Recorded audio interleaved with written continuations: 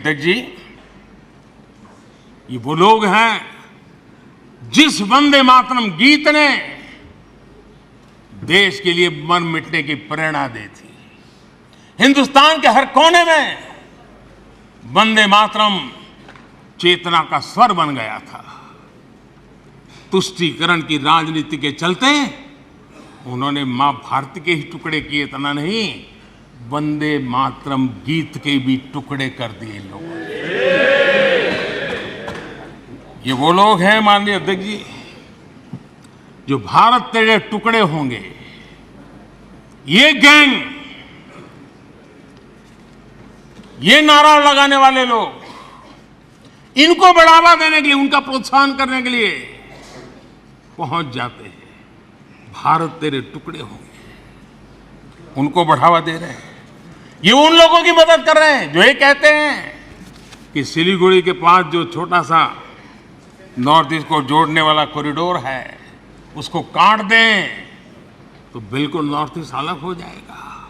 ये सपना देखने वालों का जो लोग समर्थन करते हैं, आदरणीय अध्यक्ष जी, मैं जरा इनको, जहां भी हो, जरा मेरा सवाल अगल बगल में बैठे हुए को जवाब दें। ये जो बाहर गए ना, उनको जरा पूछें एक कच्छ तीवू क्या है। कोई पूछे इनको कच्छ तीवू क्या है। इतनी बड़ी बातें करते हैं ना, आज मैं बताना चाहता हूं ये कच्छ तीवू क्या है और ये कच्छ तीवू कहां आया, जरा उनको पूछ लीजिए। इतनी बड़ी बातें लिख करके देश को गुमराह करने का प्रयास कर रहे हैं। और ये डीएमके वाले, उनकी सरकार, उनके मुख्यमंत्री मुझे चिट्ठी लिखते हैं, अभी भी लिखते हैं और कहते हैं मोदी जी कच्छ तीवू वापस ले आइए। एक कच्छ तीवू है क्या? किसने किया? तमिलनाडु से आगे श्रीलंका के पहले एक टापू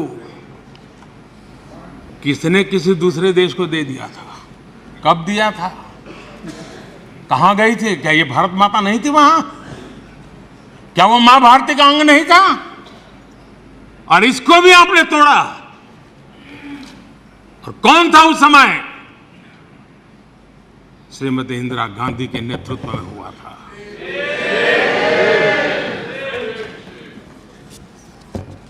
कांग्रेस का इतिहास मां भारती को छिन्न भिन्न करने का रहा है।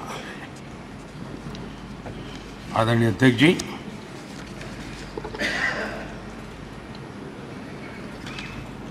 और कांग्रेस का मां भारती के प्रति प्रेम क्या रहा है? भारत के वासियों के प्रति प्रेम क्या रहा है? एक सच्चाई बड़े दुख के साथ मैं इस सदन के सामने रखना चाहता हूं। ये पीड़ा वो नहीं समझ पाएंगे। मैं नॉर्थ ईस्ट के चप्पे चप्पे पर घुमा हुआ व्यक्ति हूं जी, और राजनीति में कुछ नहीं था तब भी अपने पैर वहां घिसता था। मेरा एक इमोशनल अटैचमेंट है उस क्षेत्र के प्रति, इनको अंदाज नहीं है। माननीय अध्यक्ष जी, मैं 3 प्रसंग आपके सामने रखना चाहता हूं सदन से, और बड़े दर्द के साथ कहना चाहता हूं, देशवासी भी सुन रहे हैं। पहली घटना 5 मार्च 1966, 5 मार्च 1966। इस दिन कांग्रेस ने मिजोरम असहाय नागरिकों पर अपनी वायुसेना के माध्यम से हमला करवाया था। और बड़ा गंभीर विवाद हुआ था। कांग्रेस वाले जवाब दे, क्या वो किसी दूसरे देश की वायुसेना थी क्या? क्या मिजोरम के लोग मेरे देश के नागरिक नहीं थे क्या? क्या उनकी सुरक्षा ये भारत सरकार की जिम्मेवारी थी कि नहीं थी? 5 मार्च 1966 वायुसेना से हमला करवाया गया, निर्दोष नागरिकों पर हमला करवाया गया।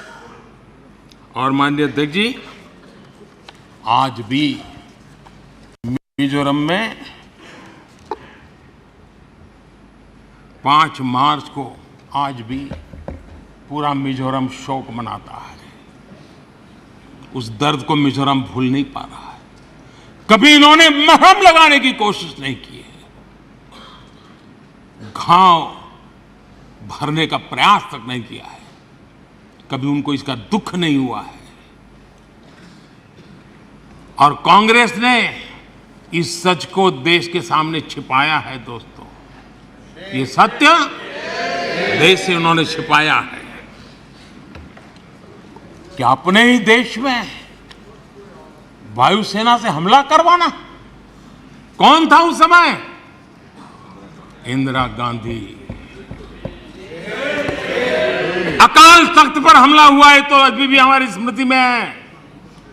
उनको मिजोरम में उसके पहले ही आदत लग गई थी और इसलिए अकाल तख्त पर हमला करने तक वो पहुंचे थे, मेरे ही देश में। और यहां हमें उपदेश दे रहे हैं।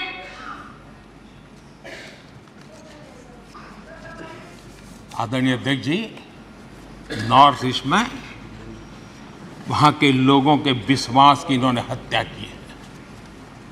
वो घाव किसी न किसी समस्या के रूप में उभर करके आते हैं, उन्हीं के कारनामे हैं। आदरणीय जी, मैं दूसरी घटना का वर्णन करना चाहता हूं और वो घटना है 1962 का वो खौफनाक रेडियो प्रसारण आज भी शूल की तरह नॉर्थ ईस्ट के लोगों को चुभ रहा है। पंडित नेहरू ने 1962 में जब देश के ऊपर चाइना का हमला चल रहा था, देश के हर कोने में लोग अपनी रक्षा के लिए भारत से अपेक्षा करके बैठे थे। उनको कोई मदद मिलेगी, उनकी जान माल की रक्षा होगी, देश बच जाएगा। लोग अपने हाथों से लड़ाई लड़ने के लिए मैदान में उतरे हुए थे। ऐसी विकट दिल्ली के शासन पर बैठे हुए, और उस समय पर एकमात्र जो नेता हुआ करते थे, पंडित नेहरू ने रेडियो पर क्या कहा था? उन्होंने कहा था, my heart goes out to the people of Assam. ये हाल करके रखा था उन्होंने। वो प्रसारण आज भी असम के लोगों के लिए एक नस्तर की तरह चूपता रहता है। और किस प्रकार से उस समय नेहरू जी ने उन्हें अपने भाग्य पर छोड़ जीने के लिए मजबूर कर दिया था। ये हमसे हिसाब मांग रहे हैं। आदरणीय अध्यक्ष जी, यहां चले गए लोहियावादी, उनको मैं भी सुनाना चाहता था। जो लोग अपने आप को लोहिया जी का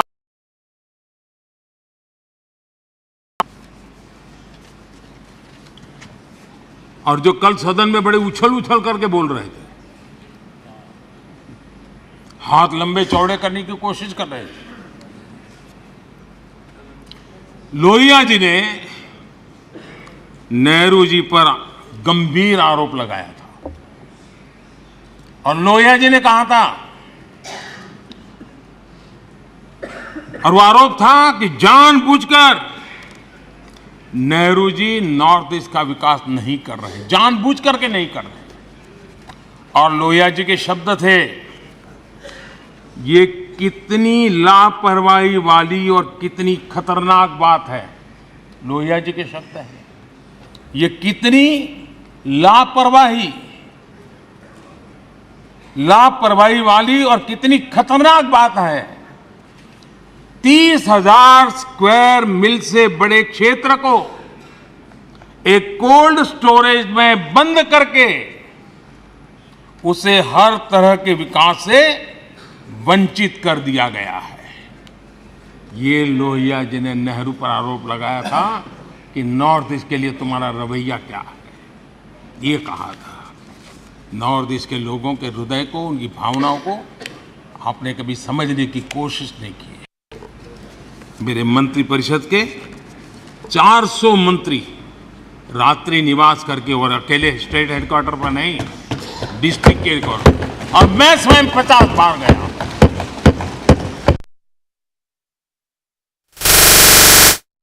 कोशिश नहीं की। मेरे मंत्रिपरिषद के 400 मंत्री रात्रि निवास करके, और अकेले स्टेट हेडक्वार्टर पर नहीं, डिस्ट्रिक्ट के हेडक्वार्टर, और मैं स्वयं 50 बार गया। ये आंकड़ा नहीं है सिर्फ,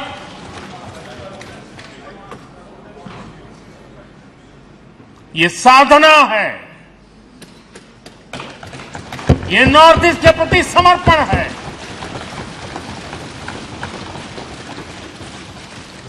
आदरणीय, और कांग्रेस का हर कामकाज राजनीति और चुनाव और सरकार के आसपास ही घूमता रहता है। जहां ज्यादा सीटें मिलती हो, राजनीति की अपनी खिचड़ी पकती है, तो वहां तो मजबूरन सही कुछ कर लेते हैं। लेकिन नॉर्थ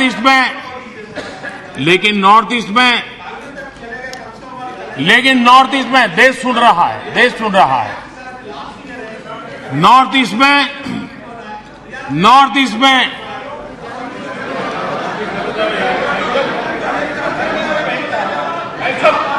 उनकी कोशिश रही कि जहां पर एक्का दुक्का सीटें होती थी, वो इलाके उनके लिए स्वीकार्य नहीं थे, वो इलाके उनको मंजूर नहीं थे, उनकी तरफ उनका ध्यान नहीं था, उनको देश के नागरिक के रीते उनकी कोई संवेदना नहीं थी।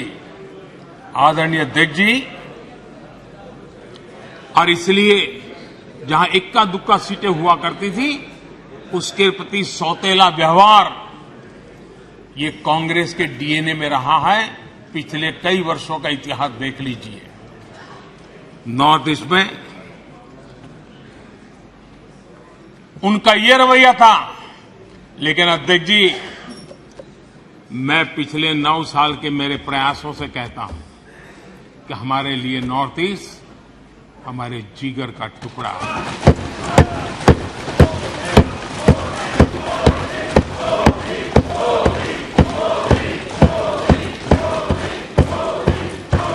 आज मणिपुर की समस्याओं को ऐसे प्रस्तुत किए जा रहा है जैसे बीते कुछ समय में ही वहां ये परिस्थिति पैदा हुई है। कांग्रेस, नॉर्थ ईस्ट के लोग इसके लिए जिम्मेवार नहीं हैं, इनकी ये राजनीति जिम्मेवार है।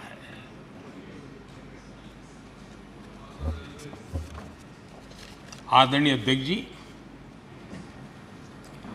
भारतीय संस्कारों से ओतप्रोत मणिपुर, भाव भक्ति की समृद्ध विरासत वाला मणिपुर, स्वतंत्रता संग्राम और आजाद हिंद फौज, अनगिनत बलिदान देने वाला मणिपुर,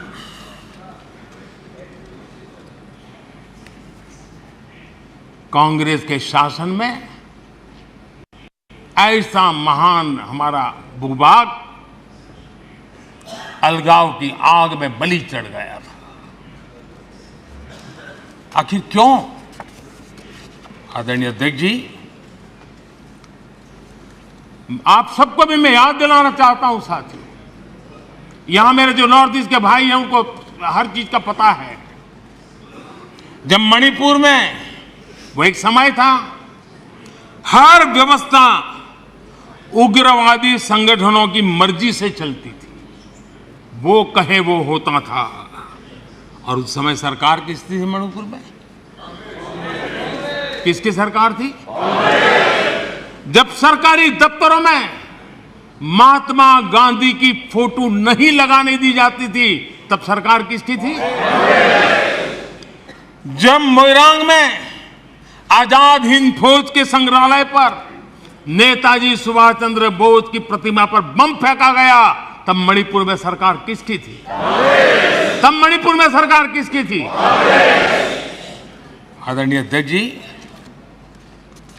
जब मणिपुर में स्कूलों में राष्ट्रगान नहीं होने देंगे ये निर्णय किए जाते थे, तब मणिपुर में सरकार किसकी थी? जब एक अभियान चला था, अभियान चला करके लाइब्रेरी में रखी गई किताबों को जलाने का, ये देश का अमूल्य ज्ञान की विरासत को जलाते समय सरकार किसकी थी? जब मणिपुर में मंदिर की घंटी शाम को 4 बजे बंद हो जाती थी, ताले लग जाते थे, पूजा अर्चन करना बड़ा मुश्किल हो जाता था, सेना का पहरा लगाना पड़ता था, तब मणिपुर में सरकार किसकी थी? आदरणीय अध्यक्ष जी, जब इम्फाल के इस्कॉन मंदिर पर बम फेंककर श्रद्धालुओं की जान ले ली गई थी, तब मणिपुर में सरकार किसकी थी? जब अफसर, हाल देखिए, आईएएस आईपीएस अफसर, उनको अगर वहां पर काम करना है तो उनके तनख्वाह का एक हिस्सा उनको इन उग्रवादी लोगों को देना पड़ता था, तब जाकर के वो रह पाते थे, तब सरकार किसकी थी? आदरणीय अध्यक्ष जी, इनकी पीड़ा सिलेक्टिव है, इनकी संवेदनाएं सिलेक्टिव है,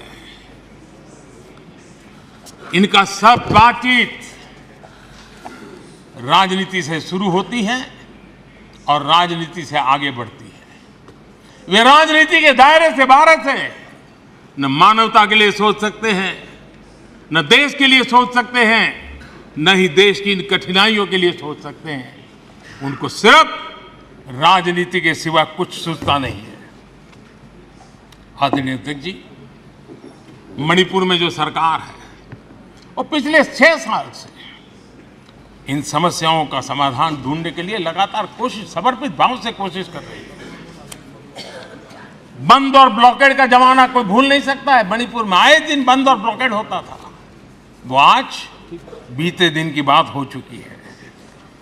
शांति स्थापना के लिए, हर एक को साथ लेकर चलने के लिए एक विश्वास जगाने का प्रयास निरंतर हो रहा है, आगे भी होगा।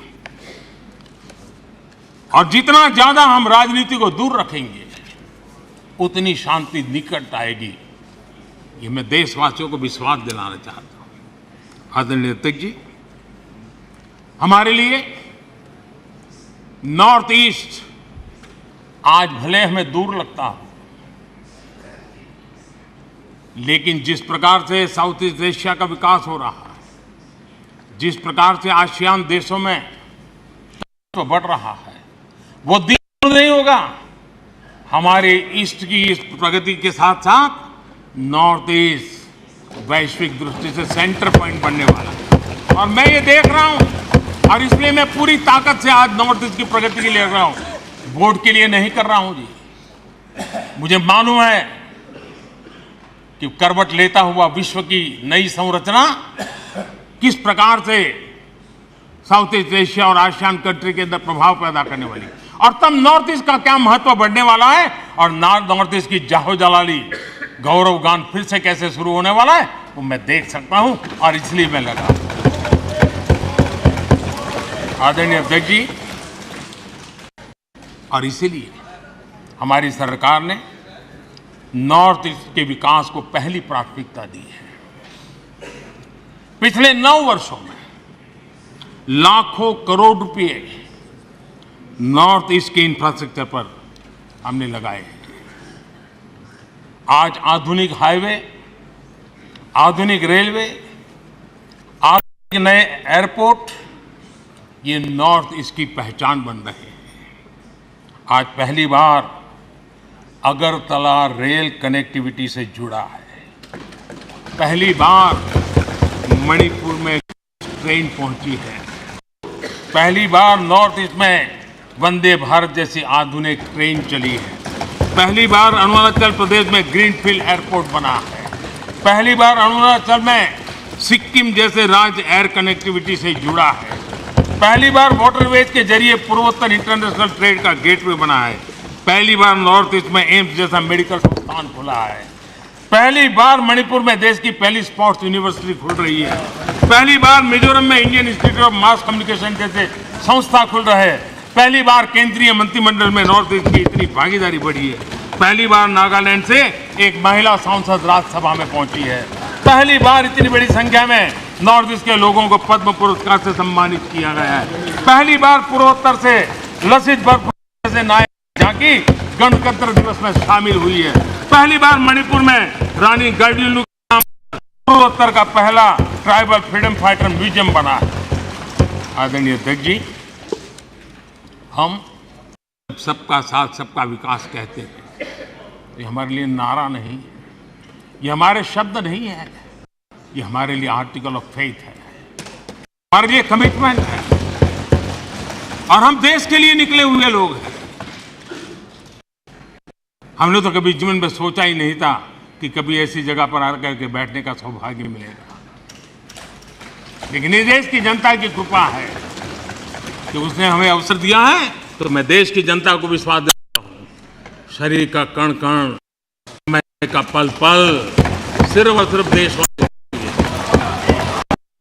ऐसी जगह पर आकर के बैठने का सौभाग्य मिलेगा, लेकिन इस देश की जनता की कृपा है कि उसने हमें अवसर दिया है। तो मैं देश की जनता को विश्वास दिलाता हूँ, शरीर का कण कण, समय का पल पल सिर्फ और सिर्फ देशवासियों के लिए, सिर्फ सिर्फ देशवासियों के लिए।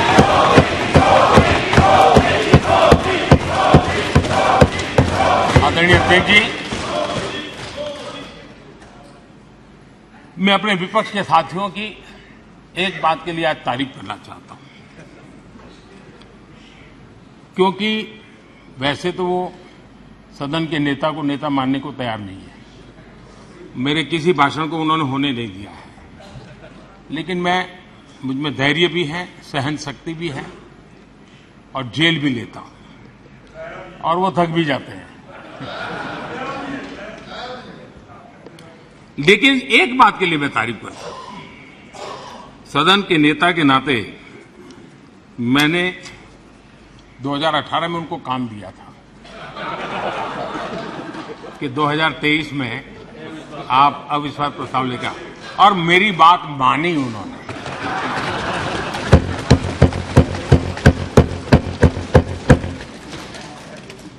लेकिन मुझे दुख इस बात का है कि 18 के बाद 23 में 5 साल मिले थे, थोड़ा अच्छा करते, अच्छे ढंग से करते, लेकिन तैयारी बिल्कुल नहीं थी, कोई इनोवेशन नहीं था, कोई क्रिएटिविटी नहीं थी, न मुद्दे खोज पा रहे थे। पता नहीं, ये देश को इन्होंने बहुत निराश किया है। राष्ट्र चलिए, कोई बात नहीं, 2028 में हम फिर से मौका देंगे। लेकिन मैं इस बार उनसे आग्रह करता हूं कि जब 28 में आप अविश्वास प्रस्ताव लेकर के आए हमारी सरकार के खिलाफ, थोड़ी तैयारी करके आइए, कुछ मुद्दे ढूंढ करके आइए। ऐसे क्या घिसी पिटी बातें लेकर के घूमते रहते हो? और देश की जनता को थोड़ा विश्वास इतना मेरे से कि चलो भाई, आप विपक्ष के भी योग्य हो, इतना तो करो। आपने वो योग्यता भी खो दी है। मैं आशा करता हूं कि वो थोड़ा होमवर्क करेंगे। तू मैं और चिल्लाना, चिखना, नारेबाजी करना, उसके लिए तो 10 लोग मिल जाएंगे उनको, लेकिन थोड़ा दिमाग वाला भी काम कीजिए ना।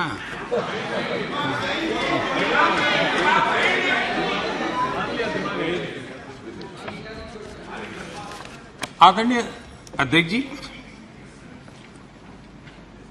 राजनीति अपनी जगह पर है। संसद ये दल के लिए प्लेटफॉर्म नहीं है। संसद ये देश के लिए सम्मानीय सर्वोच्च संस्थान है, और इसलिए सांसदों के लिए भी इसके प्रति गंभीरता होना बहुत जरूरी है।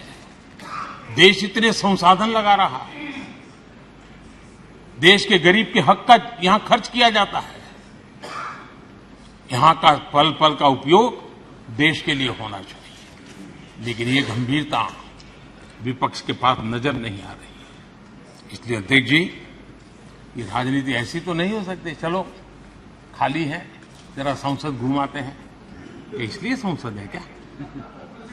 ये तरीका होता है क्या? आदरणीय अध्यक्ष जी, ये चलो संसद घुमाते भावना से राजनीति तो चल सकती है, देश नहीं चल सकता है। ये करते हैं और इन्होंने विश्वासघात किया है। आदरणीय अध्यक्ष जी, मेरा इस देश की जनता पर अटूट विश्वास है, अपार विश्वास। और मैं अध्यक्ष जी विश्वास से कहता हूं कि हमारे देश के लोग एक प्रकार से अखंड विश्वासी लोग हैं। 1000 साल की गुलामी के कालखंड में भी उनके भीतर के विश्वास को कभी उन्होंने हिलने नहीं दिया था। यह अखंड विश्वासी समाज है, अखंड चैतन्य से भरा हुआ समाज है। ये संकल्प के लिए समर्पण करने की परंपरा को लेकर चलने वाला समाज है।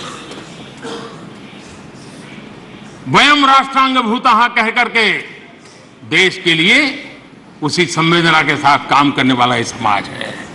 और इसलिए माननीय अध्यक्ष जी, ये ठीक है कि गुलामी के कालखंड में हम पर बहुत हमले हुए, बहुत कुछ झेलना पड़ा हमें,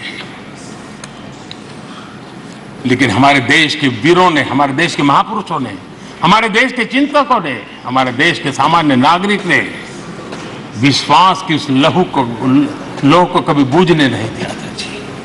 कभी भी वो लौ कभी बूझी नहीं जी। और जब लौ बूझी नहीं तो उस प्रकाश पुंज की साए में आज लोग हम उस आनंद को ले रहे हैं। आदरणीय अध्यक्ष जी,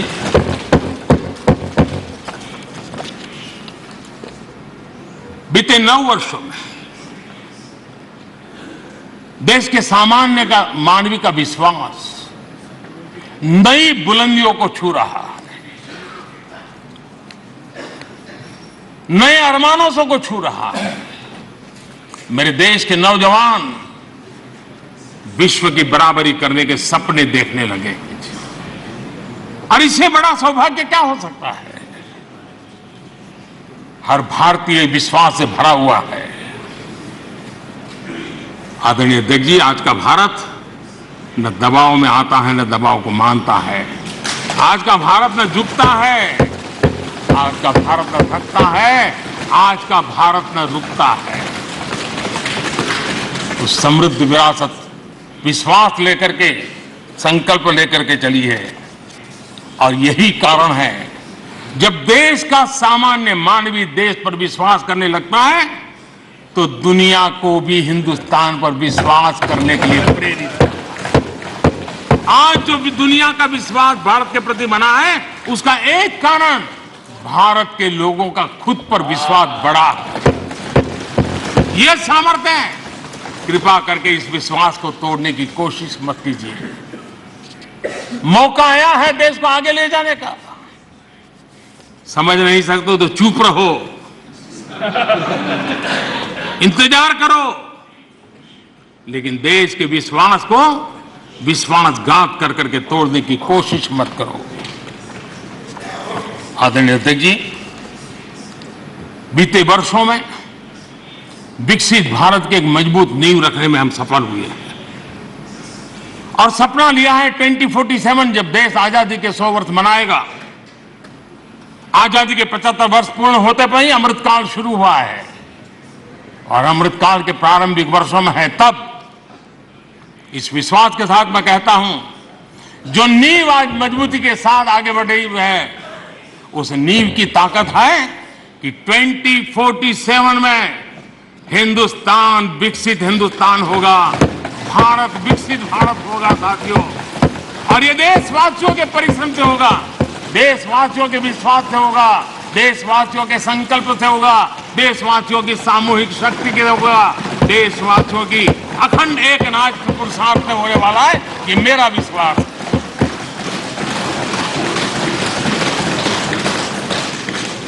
आदरणीय अध्यक्ष जी, हो सकता है यहां जो बोला जाता है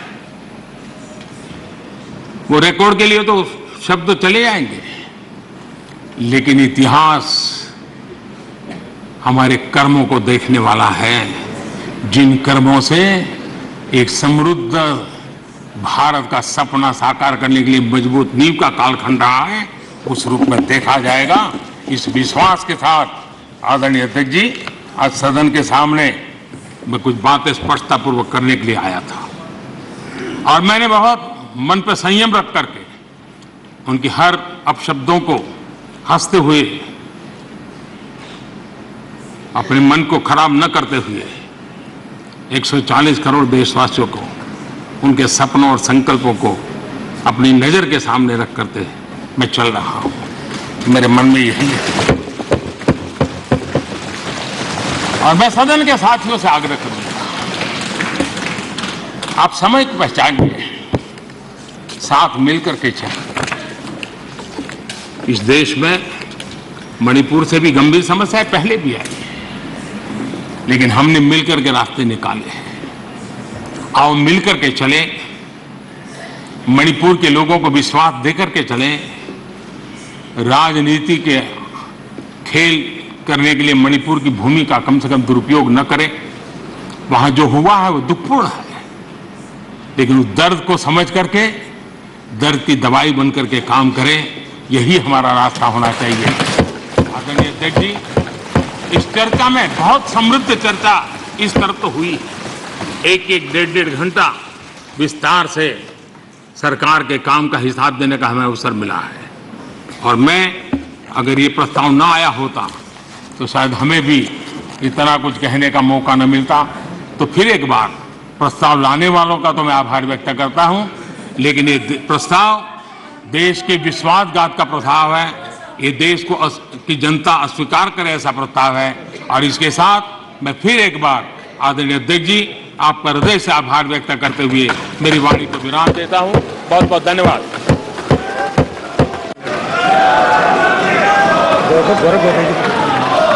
श्री गौरव गोगोई जी, श्री गौरव गोगोई जी, गौरव गोगोई जी।